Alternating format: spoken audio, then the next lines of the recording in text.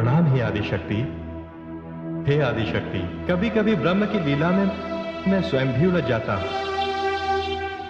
आपके आने का कारण मुझे ज्ञात है, किंतु आप तो सर्वव्यापी हैं। आप जानती हैं कि असुर कुमार शंखचूड़ मेरी तपस्या करने के पश्चात मुझसे क्या मांगेगा और उसका क्या परिणाम होगा। हे आदि प्रजापति, आपकी चिंता का कारण केवल यही नहीं, कुछ और भी है। आप तो भाग्य विधाता हैं। आपने जो लिख दिया उसको बदलने की कोई आवश्यकता नहीं। आप तो ये भूल जाइए कि शंखचूड़ कौन है और तुलसी कौन है। आप जाइए और उन दोनों के प्राणों की रक्षा कीजिए। सत्य वचन, सत्य वचन देवी भुवनेश्वरी। परिणाम को मैं ब्रह्म पर छोड़ता हूं और आपकी इच्छानुसार मैं वहां जाता हूं।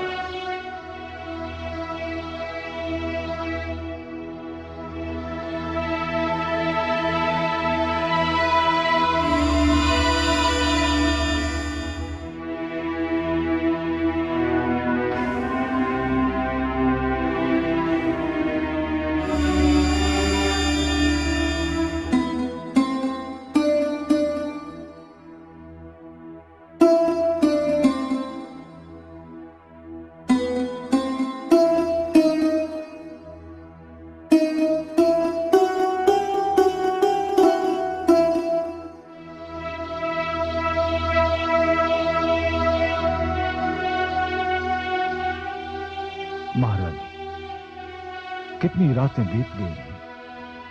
मैं देख रहा हूं कि जैसे आपकी आंखों से निद्रा भाग गई। मैं क्या करूं महाराज, जिसकी एकमात्र लाडली पुत्री हिमालय के भयानक हिमपात में तप कर रही हो, इतने कष्ट उठा रही हो, उस माता को भला नींद कैसे आ सकती है।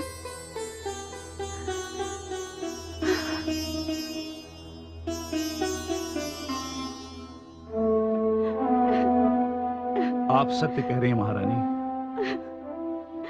मुझे भी कई रातों से इसी चिंता ने घेर रखा है। अब मेरी आंखों में निद्रा नहीं, पुत्र शंखचूड़ की छवि सदा मेरी आंखों के सामने रहती है।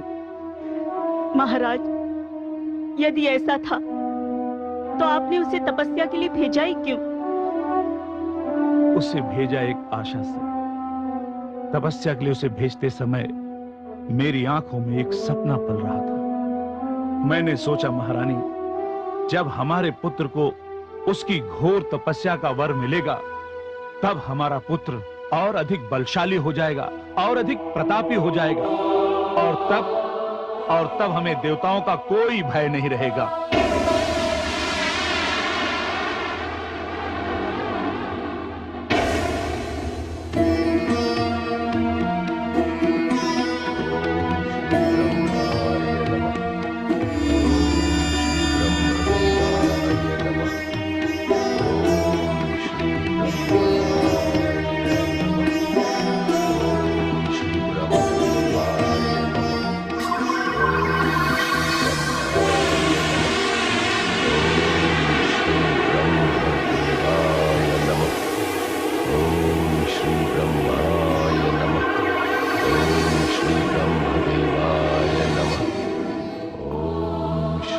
उठो शंखचूड़, मैं आदि प्रजापति ब्रह्मा तुम्हारी कठोर तपस्या से प्रसन्न हुआ। मांगो वत्स, वर मांगो। क्या मांगना चाहते हो?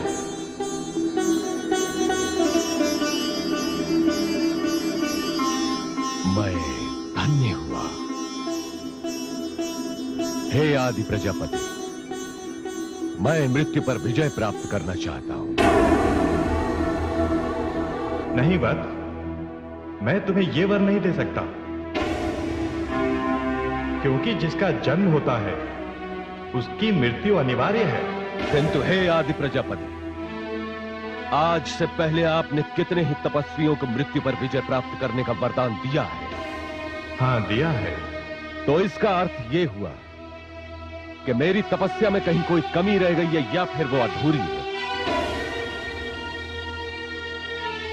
तभी तो आप मुझे इस वरदान से वंचित करना चाहते हैं।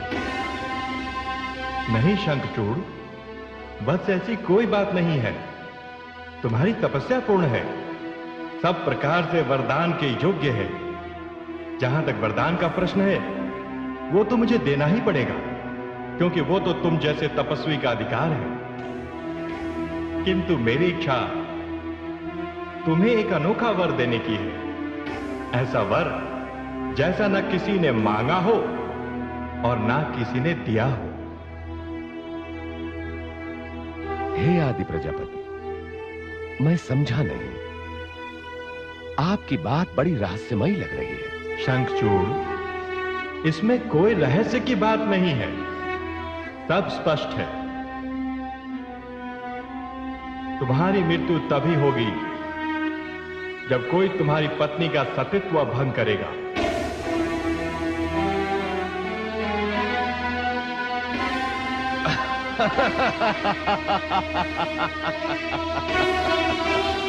हे आदि प्रजापति, आपने तो सचमुच मुझे मनचाहा वर दे दिया।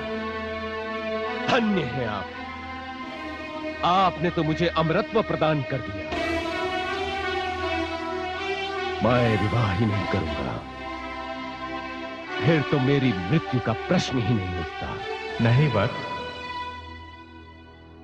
विवाह तो तुम्हें करना ही पड़ेगा, क्योंकि तुम्हारे भाग्य लेख में मैं विवाह लिख चुका हूं।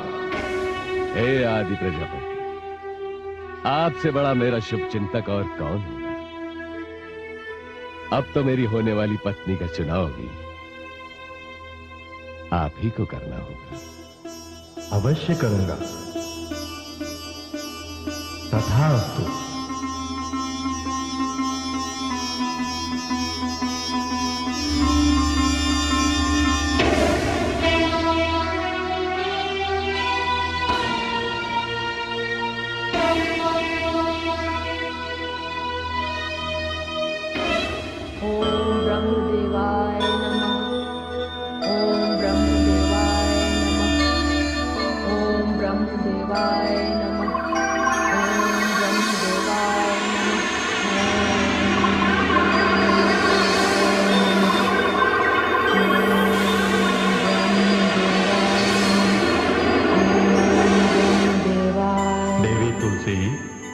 आंखें खोलिए,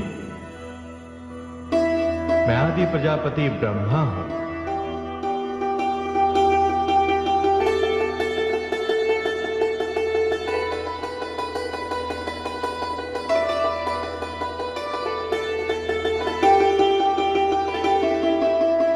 मांगिए, आपको क्या वर चाहिए? सौभाग्य, ऐश्वर्य, सुंदर वर? नहीं आदि प्रजापति, मुझे इनमें से कुछ भी नहीं चाहिए। तो फिर आपको क्या चाहिए? हे आदि प्रजापति, मुझे तो केवल श्री विष्णु को पाने की इच्छा है। मैं श्री हरि को प्राप्त करना चाहती हूँ। क्या बात है आदि प्रजापति? यदि आप समझते हैं कि इस वरदान के योग्य मेरी तपस्या नहीं है, तो मैं और अधिक तपस्या करने के लिए प्रस्तुत हूं। लगता है मेरी साधना अधूरी है, अभी पूरी नहीं हुई। नहीं देवी तुलसी, ये बात नहीं। इतना कठिन तप तो आज से पहले भगवान शिव को पाने के लिए केवल देवी पार्वती ने ही किया था। यदि आप सचमुच श्री हरि को प्राप्त करना चाहती हैं, तो मुझे वचन दीजिए कि मैं जो कहूंगा आप उसे मानेंगी और कोई प्रश्न नहीं करेंगे। आप बस इतना समझिए कि आपको अपने तप के फल का मूल्य चुकाना है। कहिए आदि प्रजापति, मुझे क्या करना है? मैं वचन देती हूँ कि मैं आपसे कोई प्रश्न नहीं पूछूंगी। वचन देने से पहले पुनः एक बार सोच लीजिए। जब श्री हरि को प्राप्त करना है तो सोचना कैसा? आप कहिए आदि प्रजापति, क्या करना है मुझे? तो सुनिए, मेरी इच्छा है कि आप असुरराज दंभ पुत्र शंखचूड़ से विवाह करें। ये आपने क्या कह दिया है आदि प्रजापति, मैं तो श्री नारायण को प्राप्त करना चाहती हूँ। देवी तुलसी, मैं ब्रह्मा आपको नारायण की प्राप्ति का ही मार्ग बता रहा हूं। आपका भाग्य मैंने अपने हाथों से लिखा है, उसे मैं नहीं पढ़ूंगा। मैं आपसे केवल इतना ही कहूंगा कि जब आपने वचन दिया है तो आप अपने वचन का पालन करें। मैं तो आपको यह भी नहीं बता सकता कि आप इससे पूर्व कौन थे, क्या थे। अब निर्णय मैंने कर लिया है। यदि श्री हरि को प्राप्त करने का यही मार्ग है तो असुर राज दंभ के पुत्र राजकुमार शंखचूड़ मेरे पति होंगे। और जब मैं आपको ये वचन दे चुकी हूं तो आपसे सत्य कह रही हूं, अब मेरे हृदय में किसी अन्य को पाने की कोई इच्छा नहीं। अब और कुछ हो भी नहीं सकता। आपको वर मिल चुका है और आपने भी अपने भावी पति का चुनाव कर लिया है। अब आपकी ओर से विवाह प्रस्ताव लेकर आपके पिताश्री महाराज धर्मध्वज के राज पुरोहित को जाना चाहिए। ऐसा ही होगा आदि प्रजापति, ऐसा ही होगा। आयुष्मती भव।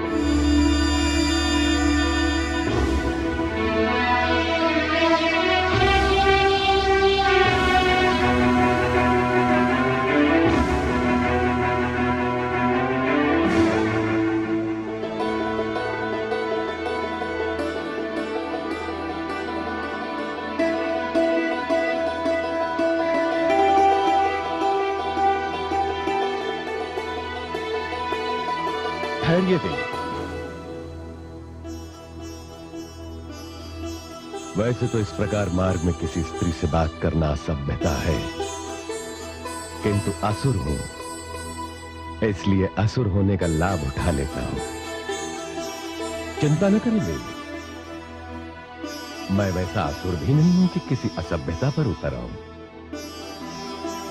तो पहले मैं आपको अपना परिचय दे दूं और आपसे भी केवल आपका परिचय ही लूंगा। तो पहले अपना परिचय मैं आपको दे दूं। मैं धर्म नगरी के महाराज धर्मध्वज की पुत्री तुलसी हूं। बस इतना ही परिचय है मेरा। और मेरा भी कुल इतना ही परिचय है कि मैं दानवराज दंभ का पुत्र शंखचूड़ हूं।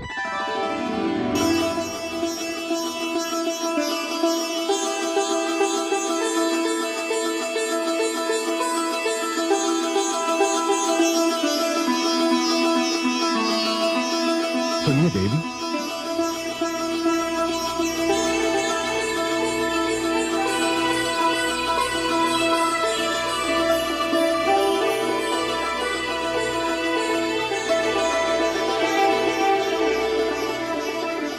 आश्चर्य है,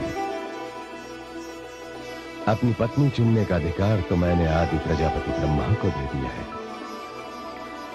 किंतु मैं क्या करूं? मैंने तो अपनी पत्नी चुन भी ली।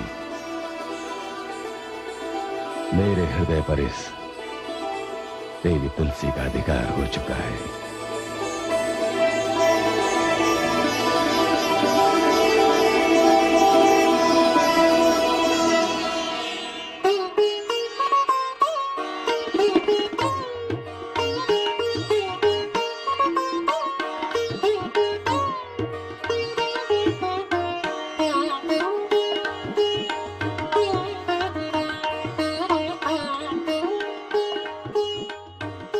महारानी, आपके आदेशानुसार कक्ष को भली भांति सजा दिया गया है।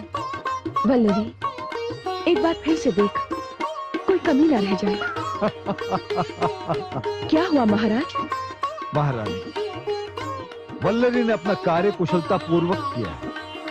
ये तो आपका पुत्री प्रेम है जो आपको भ्रम में डाल रहा है। क्यों न हो महाराज, इतने दिनों पश्चात मेरी पुत्री अपना तप समाप्त करके घर लौट रही है। माते, मेरी लाडली पुत्री, मेरी पुत्री, माते, माताश्री, आयुष्मती भव। पिताश्री, मेरी पुत्री। पिताश्री। अरे नहीं नहीं नहीं, आयुष्मती भाव, कैसी हो तुम? अच्छी हूँ पिताश्री। पुत्री, तुमने कहलवा भेजा था कि हम तुम्हारा मुख्य द्वार पर स्वागत ना करें। हाँ पिताश्री, मैं तो तब करके लौटी हूँ। हाँ पुत्री, वो तो दिख रहा है, तपने से सोना कुंदन बन जाता है। दासियों, तुम लोग जाओ, मेरी पुत्री को विश्राम करने दो। हमारी पुत्री ने बड़ी कठिन तपस्या की है। हाँ पिताश्री, और मेरी तपस्या सफल भी हुई। पिताश्री, स्वयं ब्रह्मा जी ने मुझे दर्शन दिए। अरे ये तो बड़ी प्रसन्नता की बात है, और मैं अपनी पुत्री की संकल्प शक्ति को जानता हूँ। किंतु पिताश्री, तपस्या के फल के लिए मैंने आदि प्रजापति ब्रह्मा जी को अपनी ओर से एक वचन दिया है। मैंने ब्रह्मा जी को यह आश्वासन भी दिया है कि मैं अपना वचन प्राण रहते अवश्य निभाऊंगी। पुत्री, वचन देने का यही अर्थ होता है। अच्छा ये बताओ, वचन पालन करने में मैं क्या सहयोग दे सकता हूँ? बस आप दोनों के ही सहयोग की आवश्यकता है। माताश्री, आदि प्रजापति ब्रह्मा जी ने मेरे भावी पति का चुनाव कर लिया है। क्या? ये तो बड़े हर्ष की बात है। जिसका चुनाव स्वयं ब्रह्मा जी ने किया हो, वो तो श्रेष्ठ वर होगा। बताओ पुत्री, शीघ्र उसका नाम बताओ। हाँ हाँ पुत्री, हमें भी उसका नाम बताओ। बताओ पुत्री।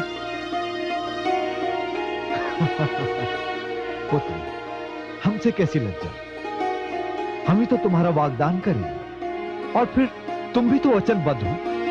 पुत्री, हमें भी उस भाग्यशाली का नाम बताओ जिसका ध्यान करते ही हमारी सुशील कन्या की पलकें लज्जा से झुक गई। बताओ पुत्री, कौन है वो?